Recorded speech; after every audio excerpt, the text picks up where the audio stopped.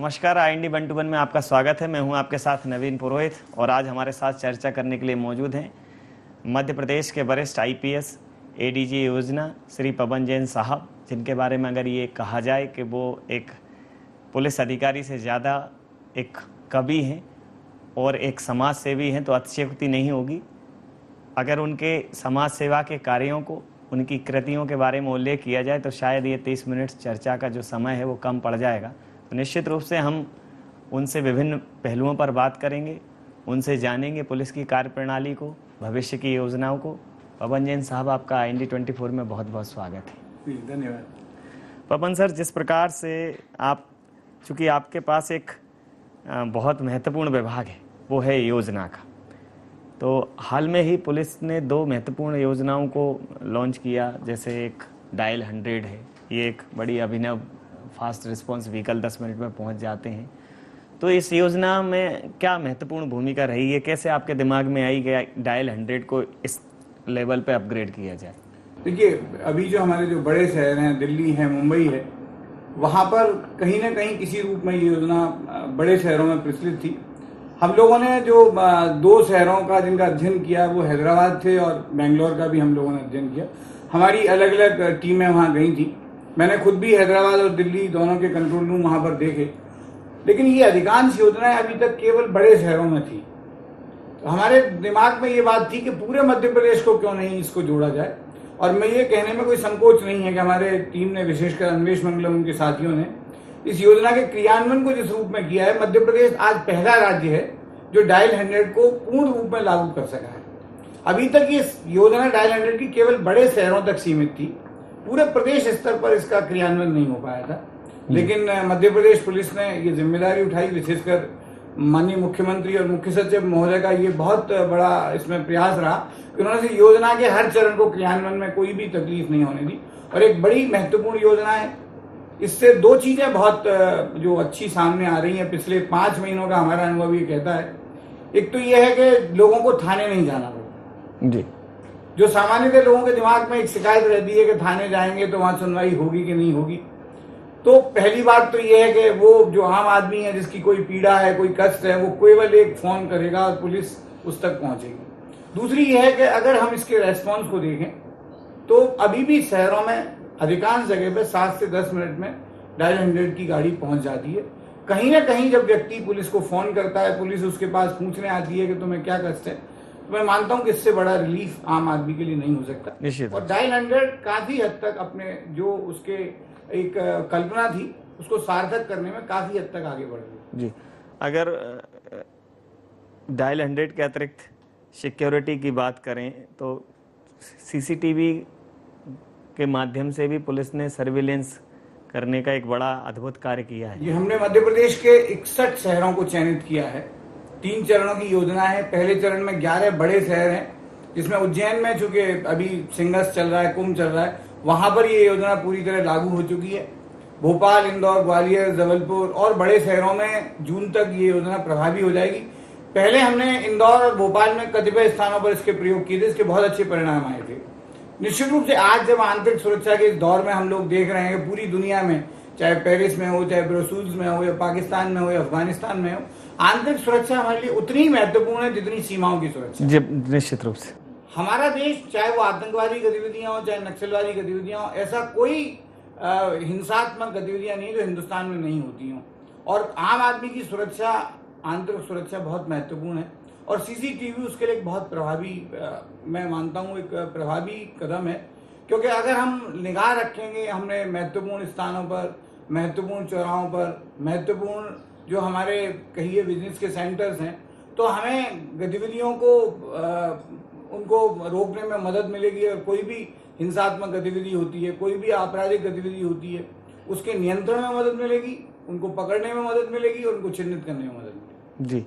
एक बड़ा द्वंद्व होता होगा, एक पुलिस सेवा से जुड़ा हुआ अपराधियों को अंकुश में रखने वाला कार्य, और एक जो दूसरी आपकी पहचान है कि विभिन्न अंतर्राष्ट्रीय, राष्ट्रीय, देश विदेशों के मंचों पर एक आम आदमी की पीड़ा, एक कम कोमल हृदय का मर्म। तो एक ही दिल में ये 2 धड़कनें कैसे व्यवस्थित कैसे करते हैं आप?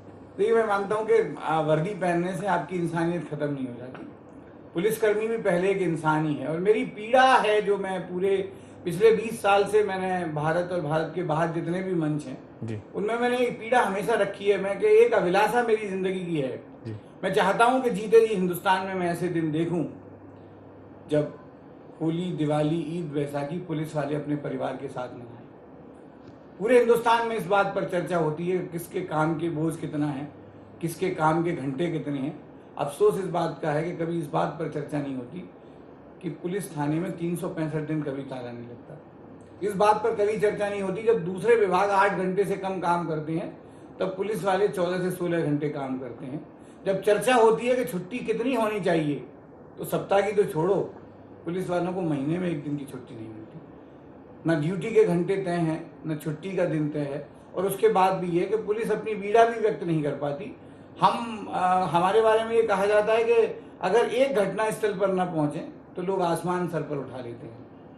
साल में 364 दिन 30 त्योहार आपके शांति से निकल जाए, इस बात का जिक्र नहीं होता। कोई थाने में साधुवाद ज्ञापित करने नहीं जाता, लेकिन एक घटना दुर्घटना हो जाए तो लोग आसमान सर पर उठा लेते हैं। तो मैं मानता हूं कि कांटे, पत्थर, नफरत, गाली, इनसे मेरी हस्ती है। वाह। फूल, मोहब्बत, इज्जत, ताली, जाने कैसी बस्ती है। निश्चित रूप से अगर मैं एक और आपसे महत्वपूर्ण प्रश्न पूछूंगा कि जैसे एक सोशल पुलिसिंग एक नया शब्द अभी काफ़ी प्रचलित है, ये एक कवायद है कि कहीं ना कहीं पुलिस को आम आदमी के बीच का व्यक्ति समझा जाए। पुलिस से जनता के बीच की दूरी को कम करने के बहुत प्रयास किए जा रहे हैं। तो शायद ये जो पहले के जो शब्द हैं वो दूसरी लाइन के शब्दों में समाहित हो जाएं और लोग ये जान पाएँ कि जो उनका रक्षक है, जो उनका पहरेदार है, उसको भी उतनी इज्जत और सम्मान और अपेक्षा का हक है जो वो समाज से एक आम आदमी रखता है, एक आम व्यक्ति रखता है। तो सोशल पुलिसिंग के लिए कोई ऐसी योजना आपने बनाई कि जिससे आम जनता, ये तो हुई जनता की सुरक्षा, जनता के बीच में तत्काल उनको रिस्पॉन्स करने की बात, लेकिन जनता से जुड़ाव कैसे बढ़े, जनता से संवाद कैसे बढ़े? जैसे एक जन सुनवाई एक योजना आई है। हम लोगों ने कई स्तर पर हमें ये मानते हैं कि ये जो भी पुलिस की व्यवस्था की गई वो हमारे आधुनिक जितने कानून और प्रक्रिया हैं वो अंग्रेजों ने बनाए थे। एक शासक राज्य ने गुलाम देशों के लिए कानून बनाए थे।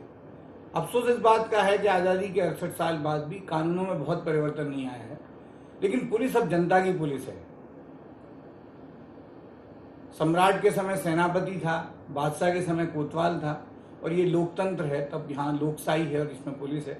तो पुलिस जनता के प्रति जवाबदेह हो, तो चाहे वो जन सुनवाई हो, अभी हम लोगों ने ये भी प्रयास किया कि जन संवाद के कार्यक्रम हो। मैंने खुद भी जब मैं कहीं पुलिस अधीक्षक के रूप में रहा या अन्य पदस्थापनाओं में रहा, ये कोशिश की कि जनता के साथ हमारा नियमित संवाद हो, चाहे वो मेलों में, चाहे साप्ताहिक बाजारों में, चाहे हाट में, चाहे वो मोहल्लों में, समितियों में, पुलिस और जनता के बीच एक संवाद होता है कि हम ये पहले तय करें कि हमसे जनता क्या अपेक्षा करती है। हर क्षेत्र की अपनी अलग समस्याएं होती हैं। अगर आप डकैती क्षेत्र में जाएंगे तो उनकी समस्या ये कि अपहरण मुक्त हों।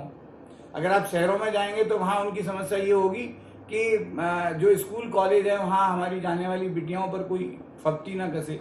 अगर हम किसी ऐसे क्षेत्र में जाएंगे जहाँ नशीले पदार्थों की बिक्री होती है तो वो लोगों की अपेक्षा होती है कि नशे के चंगुल में हमारी युवा पीढ़ी ना भटके। तो हर क्षेत्र की अपनी एक स्थानीयता होती है, अपनी एक समस्याएं होती हैं। तो पुलिस और जनता के संवाद से ये प्राथमिकताएं भी तय होनी चाहिए कि किस चीज पर पुलिस को ज्यादा फोकस करना चाहिए। कहीं पर सट्टे और जुए की समस्या है, कहीं पर अवैध शराब की समस्या है, तो स्थानीय लोगों के साथ संवाद बहुत जरूरी है। दूसरी चीज ये है कि आम आदमी को थाने में जाने में हिचक ना हो। तो मैं हमेशा अपने साथियों से एक ही बात कहता रहा हूं कि हमारी सार्थकता इसी बात में है कि जो आदमी मौके पर ताकतवर होता है जीत जाता है, जो धनवान होता है वो कोर्ट कचहरी में जीत जाता है, और जो कहीं नहीं जीत पाता, जो लुटता पिटता है, वो थाने में पहुंचता है। तो जो भी पीड़ित व्यक्ति थाने की सीढ़ियां चढ़े उसकी बात सुनी जानी चाहिए। अगर उसके साथ कोई अपराध हुआ है तो रिपोर्ट लिखी जानी चाहिए। अगर कोई आदमी न्याय के मंदिर के रूप में थाने की सीढ़ियां चढ़े तो वहां से निराश नहीं लौटे। निश्चित रूप से अगर थानों की बात की जाए तो जिस प्रकार से मैं जहाँ तक मैंने मुख्यालय देखे, भोपाल का ये पुलिस मुख्यालय अपनी अधोसंरचना का और अपने आर्किटेक्चर का एक उत्कृष्ट उदाहरण है। तो पुलिस थाने जहाँ भी हैं बहुत अब जो नए बन रहे हैं वो तो ठीक है, लेकिन पुराने थाने बहुत ऐसी जर्जर अवस्था में हैं। चूँकि अब थानों को एक आप टेक्निकली सारे थानों को जोड़ने का भी प्रयास किया जा रहा है, सारे जो डेटास हैं उनको भी जोड़ने का प्रयास किया जा रहा है। तो ऐसी कोई योजना है जिसमें पुलिस बल जहां कार्य करता है, कम से कम वो कार्यस्थल तो ऐसा हो जहां वो व्यवस्थित रूप से नहीं, कार्य कर निश्चित रूप सके? से अभी आप लोगों ने देखा होगा कि टीटी नगर में हमारा जो नया थाना बना है वो मध्य प्रदेश का ही नहीं, भारत के एक मॉडल पुलिस स्टेशन में है। हम लोगों ने मेट्रो पुलिस स्टेशन की उसी तरह की कल्पना पूरे प्रदेश में की है। जहां भी नए थाने बन रहे हैं वहां पर हम लोग मेट्रो पुलिस स्टेशन बड़े शहरों में बना रहे हैं। कस्बों में और देहात में भी हमने थाने की नई जो संरचना है वो परिवर्तित की है, ताकि वो एक इस तरह का स्थल हो कि जहां हमारे पुलिसकर्मियों को लगे कि वो एक अच्छे भवन में है। निश्चित रूप से जो पुराने थाने हैं, चूंकि उनकी कुछ इमारतें पुरानी हो गई हैं, हम ये भी प्रयास कर रहे हैं कि वो थाने भवन में पुनर्निर्माण हो। और अभी हम लोगों ने शासन से एक नई योजना भी स्वीकृत कराने की प्रक्रिया में है, जिसमें हमारे जो बचे हुए थाने हैं जहां भवन किराए पे चल रहे हैं या जहां थाना नए खुले हैं, जहां भवन बन रहे हैं, तो ऐसे 250 थानों का निर्माण अगले 3 सालों में होगा। और उसमें इस बात का पूरा ध्यान रखा जाएगा कि वो सारी सुविधाएं उन थानों में हों जो वर्तमान परिस्थितियों में आवश्यक है। जी, जैसे अगर विदेशों में बात करें तो अपराधियों को ट्रेस करने के लिए उनके डाटा है उसको संकलित करने का काम बहुत बड़े स्तर पर है। अगर अपने देश की बात करें तो एक बहुत महत्वपूर्ण जो टेक्निकली अब अपराधियों को ट्रेस करने में एक बहुत महत्वपूर्ण भूमिका आ गई है कि जो हमारी जो लैब्स होती हैं, फॉरेंसिक लैब्स, और दूसरा जो अन्य तकनीकी साइबर क्राइम बढ़ रहा है और मोबाइल कॉल डिटेल्स, ये सब ऐसी चीज़ें हैं कि आए दिन अपराधी इससे ट्रेस हो रहे हैं। तो तकनीकी रूप से जो पुलिस में जो भर्ती हो रही हैं वो लोग उतने दक्ष हों, साइबर सेल से लेकर और फॉरेंसिक लैब को एक जो हमारे फॉरेंसिक एक्सपर्ट हों, उनकी भर्ती, उनके प्रशिक्षण, इन सारे दिशाओं में भी कोई प्रयास निश्चित रूप से हमारी योजनाएं वो समग्र योजनाएं हैं जी, और उसमें इन सारे पहलुओं का हम लोग जो भी राज्य के स्तर पर और राष्ट्रीय स्तर पर जो भी नए आयाम आ रहे हैं, हम उनका सबका समावेश करते हैं। अभी हम लोगों ने अपने नए ट्रेनिंग सेंटर बनाए हैं जो इंदौर में बने हैं, ग्वालियर के तिगरा में बने हैं, रीवा में बने हैं, सागर में बने हैं, अभी उज्जैन में नया निर्मित हुआ है। ये सभी आधुनिक सुविधाओं से लैस हैं और इसमें करीब प्रतिवर्ष 10,000 हम लोग जो पुलिस अधिकारियों को ट्रेनिंग दे पाएंगे। हाल ही में हमने भौरी में एक नया प्रशिक्षण संस्थान बनाया जिसमें कि हमारे वरिष्ठ अधिकारियों की ट्रेनिंग भी होगी। तो ये हम सब चीजों का समावेश कर रहे हैं। दूसरी चीज ये है कि निश्चित रूप से आधुनिक तकनीकी एक नई चीज है, तो उसमें हमारे पुराने लोगों का प्रशिक्षण किया जाना भी जरूरी है। और जिस तरह आपने कहा कि अपराधियों की पहचान के लिए डिजिटल उपयोग जितना हो, तो अभी CCTNS का जो प्रोजेक्ट है उसमें अभी पूरे देश की एक सेमिनार मध्य प्रदेश में भी हुई थी, कई राज्यों में हुई, और ये पाया कि CCTNS को लागू करने में मध्य प्रदेश सबसे अग्रणी है। आज हमारे 1019 थानों में हमने उन थानों को डिजिटल कर दिया। आप ये कह सकते हैं कि डिजिटल पुलिस हो गई है। हमारे सारे थाने के रोजनामचा, केस डायरियां, FIR, जब्ती पंचनामा, गिरफ्तारी पत्रक सब जो है कंप्यूटर पर ही बनाए जा रहे हैं। तो जो अभी तक ये बात आती थी कि लिखे खुदा और पढ़े खुदा, वो बात अब नहीं होगी, क्योंकि सारी चीजें कंप्यूटर पर है, रिकॉर्ड संकलित हैं। उससे अपराधियों के भी ट्रैकिंग में भी मदद मिलेगी। जहां तक साइबर क्राइम का सवाल है, निश्चित रूप से ये एक नया विषय है। हम लोगों ने एक साइबर का पूरा मुख्यालय बनाया है, वरिष्ठ अधिकारी उसमें काम कर रहे हैं और पूरे जोनल हेडक्वार्टर तक हमारे साइबर के यूनिट खुल रहे हैं।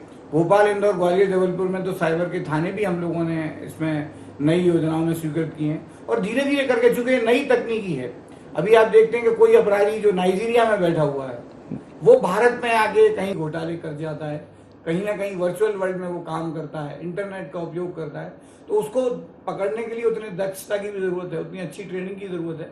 तो इन सभी चीजों पर एक समग्र रूप से काम कर रहा है और जितनी भी नई तकनीकी अपराध हैं उससे निपटने के लिए हम लोग अपने प्रशिक्षण में भी उतना ही इम्प्रूवमेंट कर रहे हैं ताकि वो नई चुनौतियों का सामना कर सके। एक और पवन साहब आपसे समझूंगा, क्योंकि इससे ज़्यादा उपयुक्त उत्तर मुझे अन्य कहीं से अपेक्षित है नहीं इस प्रश्न का। पहले जो अपराध होते थे उनके पीछे एक भावना होती थी, एक कारण काम करता था। आपसी रंजिश की वजह से होते थे, किसी बड़े विवाद की वजह से होते थे, लोग किसी मुद्दे पर बागी हो जाया करते थे। अपराध का कारण समझने का एक वहाँ ज़्यादा जद्दोजहद नहीं करनी पड़ती थी।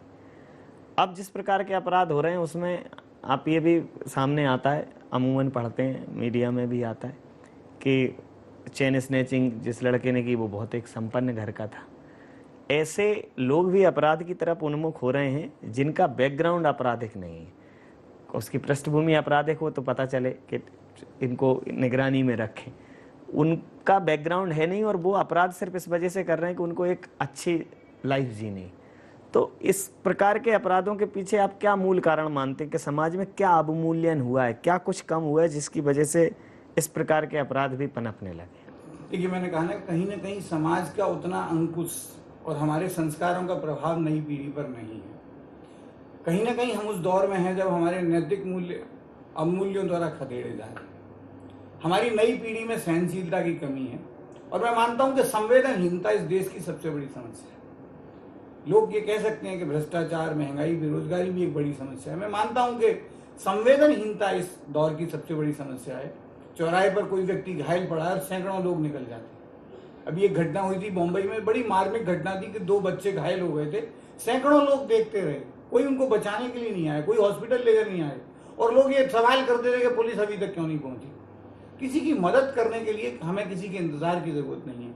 सुप्रीम कोर्ट बार बार ये कह रहा है कि अगर कोई घायल है तो आप हॉस्पिटल में लेके जाइए, आपसे कोई पूछताछ नहीं। दूसरी बात जो है कि नई पीढ़ी है वो कहीं ना कहीं नई तड़क भड़क से आकर्षित होती है। हम लोग उस दौर में आ गए कि हमने जंगल और पहाड़ों को काट डाला, कंक्रीट के महल बना दिए। जंगलों में हमारे ऋषि मुनि रहते थे, उनकी आवश्यकताओं की पूर्ति वहाँ कंदमूल फलों से हो जाती थी, उनकी जरूरतें वहाँ का पर्यावरण पूरी कर देता था। फिर आदमी के मन में लालच हुआ, उसने उन पहाड़ों को काट डाला, जंगलों को काट डाला, वो जमीन पर उतर आया, उसने कंक्रीट के महल बना लिए और बड़े बड़े मॉल बन गए। आप देखें कि इंदौर और भोपाल में अब दुकानें कम है, मॉल ज्यादा नजर आते हैं। तो उस तड़क भड़क से हमारी युवा पीढ़ी आकर्षित होती है। उसके मन में उस नई भौतिकवाद के प्रति भागम भाग बनता है और लगता है कि अपराध उनके लिए एक शॉर्टकट है। वो जल्दी पैसा पाना चाहते हैं, मेहनत नहीं करना चाहते हैं। तो नई पीढ़ी के साथ ये है। और दूसरा, उनको लगता है कि समाज का जो अंकुश, समाज के जो संस्कार उनको होने चाहिए थे, वो कहीं ना कहीं दोनों चीज़ों में, एक तो हमारे परिवेश में भी नहीं है और कहीं ना कहीं हमारी शिक्षा नैतिक मूल्यों के प्रति उतनी सजग नहीं है जितनी होनी चाहिए। तमाम सारे विषयों से इतर, चूंकि आप एक योजनाकार हैं तो निश्चित रूप से जैसा आपने कहा कि बिना थके, बिना रुके निरंतर कार्य करने वाला अमला है पुलिस बल। न कहीं धरना प्रदर्शन करता है, न कभी हड़ताल पर जाते हुए सुना है। होली, दिवाली, त्यौहार हो तो और ज़्यादा मशक्क़त, कोई बड़ा आयोजन हो तो और ज़्यादा चौकस। तो पुलिस बल को एक राहत देने के लिहाज से उनके आवास, उनके बच्चों की शिक्षा और भी जो उनके वेलफेयर, उनके कल्याण के लिए जो कोई योजनाएं हों, ऐसी क्या कुछ योजनाएं विभाग ने बनाई हैं जिससे कम से कम ये पुलिस बल अपने विभाग के साथ तो कदम ताल कर सके? देखिए, मैं मानता हूं कि पुलिस के लिए अगर सबसे बड़ी कल्याण की योजना है तो उनके आवास की है। क्योंकि वर्तमान में शासन जो उनको किराया देता है, चाहे वो भोपाल हो, चाहे ग्वालियर या इंदौर या जबलपुर या कोई भी शहर, जो उनको निःशुल्क आवास की पात्रता है, अभी हमारे केवल 35% लोगों को सरकारी आवास उपलब्ध है और नियमानुसार उन्हें निःशुल्क आवास थाने के समीप मिलना चाहिए जी। तो माननीय मुख्यमंत्री महोदय इस बारे में बहुत सहायता हैं। पहले उन्होंने 10,000 मकान के लिए हुड़को की एक हमारी योजना थी कि उनसे हमने ऋण लेकर आवास बनाए, वो पूरी हो गई है। अभी माननीय मुख्यमंत्री महोदय ने फिर से नवंबर में कहा कि 25,000 और आवास बनाए जाएंगे और वो योजना हम लोगों ने शासन के पास भेजी है और मुझे लगता है शीघ्र इसको स्वीकृति मिलेगी। तो पुलिस के लिए इससे बड़ी कल्याणकारी योजना नहीं हो सकती कि कम से कम उनको एक छत मिले, सुकून की छत मिले, उनके थाने के नज़दीक मिले, तो उनकी एक कहिए कि जिसको कह सकते हैं उनकी यूटिलिटी और बढ़ेगी। अगर वो थाने के नज़दीक रहेंगे, अपने परिवार को समय दे पाएंगे, तो वो ज़्यादा बेहतर तरीके से काम कर पाएंगे। दूसरी चीज़ ये है कि पुलिस बल में कई सालों तक कोई वृद्धि नहीं हुई। आबादी बढ़ रही है, अपराध बढ़ रहे हैं, औद्योगिकरण बढ़ रहा है, तो ऐसा नहीं हो सकता कि हमें पुलिस की जरूरत ना हो। तो अभी पिछले 5 सालों में सरकार ने हर साल हमें 5,000 6,000 पद स्वीकृत किए हैं। उसका एक प्रभावी परिणाम कुछ सालों में आएगा, क्योंकि हम भर्ती करने के बाद उनको ट्रेनिंग के बाद 2 साल लगते हैं। 30,000 पद हमें निर्मित मिले हैं नए। अभी 14,000 आरक्षकों की भर्ती होने जा रही है जुलाई माह में। तो हम लोगों ने चरणबद्ध प्रक्रिया में नए थाने खोले हैं। पिछले 5 साल में हमने करीब 100 नए थाने खोले हैं, 150 चौकियां हमने खोली हैं। तो इन सबके कहीं ना कहीं परिणाम भी बेहतर नजर आएंगे। और जब हमारे पास पुलिस बल होगा तो हम ये भी कर सकते हैं, जिसका एक प्रयोग पूरे देश में चल रहा है, कि पुलिस वाले सिर्फ ड्यूटी में काम करें। 8 घंटे की उनकी ड्यूटी हो, उनको घर से वापस ना बुलाया जाए, सप्ताह में कम से कम एक दिन उनको छुट्टी का दिन मिले। तो अगर हमारे पास बल वृद्धि होगी, पुलिस बल में वृद्धि होगी, तो हम उनको एक दिन की छुट्टी भी दे पाएंगे। तो अगर हमने उनको आवाज दी है थाने के समीप, अगर हमने सप्ताह में एक दिन छुट्टी मिली, तो उनका मनोबल बढ़ेगा और वो अच्छे ढंग से काम कर पाएंगे। और मेरी शाखा और पुलिस महानिरीक्षक का नेतृत्व दोनों ही इस दिशा में काम कर रहे हैं। अगर शुरुआती दौर के बात में से मैं एक प्रश्न इस बात के सामने रखूं आपके समक्ष कि जिस प्रकार से आपने कहा था कि एक निशाने पर रहता है पुलिस अमला, कितना भी कुछ अच्छा कर दे, कोई तारीफ करने नहीं आता, तारीफ की उम्मीद भी नहीं करते, हमारा काम है हम कर रहे हैं। लेकिन एक छोटी सी चूक हो जाए, भले ही उसमें किसी की भी गलती हो, पक्ष की गलती हो, बिना जाने सुने समझे सनसनी बना के पुलिस को एकदम खलनायक की भूमिका में खड़ा कर दिया जाता है। ये काम हमारी कम्युनिटी भी मीडिया समुदाय के माध्यम से भी खूब होता है, समाज के माध्यम से भी खूब होता है, और अमूमन पुलिस के ऊपर काफ़ी सारे सवालिया निशान खड़े कर दिए जाते हैं। तो समाज में एक नकारात्मक माहौल बना हुआ है पुलिस के खिलाफ। क्या अपेक्षा रखते हैं आप इस समाज से और समाज को प्रतिबिंबित करने वाले मीडिया से? मैं सबसे पहले तो यही अपेक्षा रखता हूँ कि पुलिसकर्मी को इंसान समझे। हमारी अपनी मानवीय सीमा है, हमसे उम्मीद की जाती है कि हम डूबते हुए को बचा लेंगे, भले ही हमें तैरना ना आता हो। हम हर जगह उड़कर पहुंच जाएंगे, भले ही हमारे पास हेलीकॉप्टर ना हो। तो कभी कभी ये लोगों को एहसास करना चाहिए कि हम भी इंसान हैं, हमारी सीमाएं हैं। अगर कोई घटना स्थल थाने से 30 किलोमीटर दूर है, तो जितना पहुंचने में पुलिस को वक्त मिलेगा उतना तो वक्त लगेगा ही लगेगा। दूसरी चीज ये है कि हर समय हर व्यक्ति की सुरक्षा के लिए पुलिस नहीं हो सकती। एक चीज लोगों को और सोचनी चाहिए, पुलिसकर्मी किस तरह की मानसिकता में जीता है। सुबह एक पुलिसकर्मी लूट के घटना स्थल पर होता है, दोपहर को कभी उसको सड़क दुर्घटना के स्थल पर जाना होता है, शाम को कभी बलात्कार चोरी की रिपोर्ट आती है, वहां वो पहुंचता है, कभी वो लूट डकैती और हत्या के स्पॉट पर पहुंचता है। अगर आपके किसी बहुत नजदीकी का निधन हो जाए असामयिक घटना में, आप महीनों तक उस अवसाद से नहीं निकल पा रहे। पुलिसकर्मी रोज ऐसे दृश्य देखता है, उसके दिमाग पर ये चीजें अंकित होती हैं। अफसोस इस बात का उसकी कोई काउंसलिंग नहीं होती। जो पोस्ट ट्रॉमेटिक डिसऑर्डर की काउंसलिंग पूरी दुनिया में होती है, पुलिस के लिए नहीं होती। इसका कारण यह है कि हमारे पुलिस में बहुत सारे लोग कहीं ना कहीं उनको बीमारियां हो जाती हैं। ट्रैफिक की ड्यूटी करने वाले लोग हैं, उनको सुनाई कम करने पड़ने लगता है। पर इस दिशा में प्रयास करने की भी आवश्यकता है कि पुलिस का मनोबल बना रहे और उसको इंसान समझा जाए। एक इंसान की सीमाएं होती हैं, उसको नींद भी चाहिए। एक इंसान को अगर उसका परिवार है तो परिवार के लिए वक्त भी चाहिए। वो इतना वक्त भी दे सके कि अपनी माँ बहन बच्चों के साथ बैठ सके, अपने बच्चों को स्कूल ले जा सके, उनके एडमिशन में जा सके।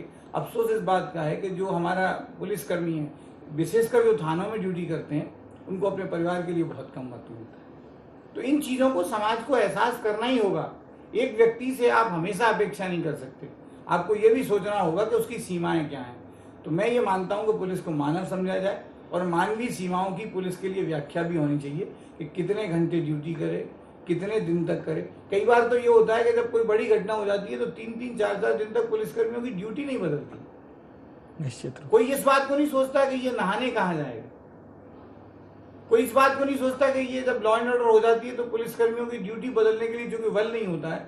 कई बार ये होता है कि एक शहर से वो दूसरे शहर में चल देते हैं। जैसे हमारी CRPF है, उसको यही कहा जाता है चलते रहो प्यारे फोर्स। वो कभी कश्मीर में होते हैं, कभी पंजाब में होते हैं, कभी आसाम में होते हैं, कभी नागालैंड में होते हैं। तो वो भी सैनिक की तरह सीमाओं पर नहीं होते, लेकिन हमारी आंतरिक सुरक्षा उतनी ही महत्वपूर्ण है जितनी सीमा की सुरक्षा। देश विदेश के मंचों पर आपने पुलिस की पीड़ा को, एक सिपाही की पीड़ा को, एक वर्दी की अभिव्यक्ति को खूब जिया है। तो जब एक वरिष्ठ IPS को, एक पुलिस अधिकारी को लोग काव्य पाठ करते हुए देखते होंगे, तो उनके साथ जब आपके कुछ ऐसे संस्मरण रहे होंगे, पहले तो ये अपने आप में चौंकाने वाला है ये संयोजन के एक पुलिस अधिकारी और उसके बाद काव्य पाठ। तो कैसी प्रतिक्रिया मिलती है जब आप देश विदेश के मंचों पर जाते हैं? देखिए, मैंने कहा ना कि हर सिक्के के दो पहलू होते हैं। जी जी। जब मैं अपने साथियों के साथ लोगों से मुखातिब होता हूँ और मैं ये कहता हूँ कि मैं कम से कम 20 साल से पुलिस की पीड़ा को पूरे देश में, पूरी दुनिया में लेकर गया हूँ जी, तो मुझे बहुत अच्छा लगता है कि जब पुलिस की पीड़ा के साथ लोगों का तारतम्य होता है, लोग उसके साथ अपना एक एहसास महसूस करते हैं। और मुझे सबसे बड़ी बात यह है कि अब पुलिस के बलिदान को लोगों ने स्वीकार करना शुरू किया है। 35,000 लोगों ने इस आज़ाद मुल्क में सबसे बड़ी शहादत पुलिस ने दी है। किसी युद्ध में इतने सैनिक नहीं मरते जितने प्रति साल ड्यूटी पर मरते हैं। बम्बई पर जब हमला हुआ था तो शायद किसी को तो एहसास ही नहीं है कि अजमल कसाब को पकड़ने के लिए तुकाराम ओमले ने उसकी सारी संगीन की गोलियां अपने सीने पर झेली थी। अगर अजमल कसाब जिंदा नहीं जकड़ा होता तो पाकिस्तान नंगा नहीं होता। अफसोस इस बात का है कि मुंबई इस बात को भूल गई तुकाराम ओमले कौन है। पूरी दुनिया जानती है अजमल कसाब कौन है। तो मैं ये भी मानता हूं कि इस देश को भी ये सोचना होगा कि भगत सिंह और अजमल कसाब के फांसी के फंदे में कुछ तो अंतर है। कुछ तो इस देश में तुकाराम ओमले को हम याद नहीं करेंगे और अजमल कसाब को याद करेंगे तो इस देश पर मरने के लिए लोग नहीं हैं। निश्चित रूप से समय सीमा के चलते सर मैं ये चर्चा यहाँ समाप्त करूँगा, लेकिन उसके पहले आपके काव्य धारा की कुछ ऐसी पंक्तियाँ मैं ज़रूर सुनना चाहूँगा जो आपको लगता हो कि वो बहुत आपके दिल के बहुत करीब हों और जिसमें आपने अपने मन की बात जनता तक पहुँचाने की कोशिश की हो। वो पंक्तियाँ मैं ज़रूर सुनना चाहूँगा। देखिए, मैं दो छोटी छोटी पंक्तियाँ आपके बीच रखूँगा जी। एक तो जब भी मैं पुलिस के अधिकारी के रूप में परिचय कराया जाता है कि मैं कवि हूँ, तो पुलिस क्यों कविता कहती है, मैं उस बात पर अपनी बात कहूँ कि बंद हो थाने के पट ऐसा कभी होता नहीं। बंद हो थाने के पट ऐसा कभी होता नहीं। शहर सोए चैन से बस इसलिए सोता नहीं। क्या बात है। कर्म पथ में है मिले मुझको मगर कांटे बहुत। आदमी हूँ कैसे कह दूँ मैं कभी रोता नहीं। और दूसरा एक संवेदनाओं का दृश्य चित्र मैं आपकी दहली पर रखना चाहता हूँ। जी। मध्य प्रदेश को ये दर्जा है कि वो टाइगर स्टेट है। पूरी दुनिया में सबसे ज़्यादा टाइगर हिंदुस्तान में है।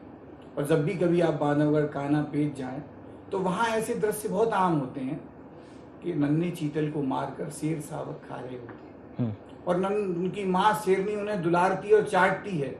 लेकिन हम ये बात भूल जाते हैं कि थोड़ी दूर झाड़ी में डरी सहमी खड़ी उस नन्हे चीतल की माँ अपनी बेवस्था और बेबसी पर आंसू बहा रही होती। मित्रों, जंगल में हम एक माँ की चीख नहीं सुन पाते, लेकिन हम बस्ती में रहते हैं।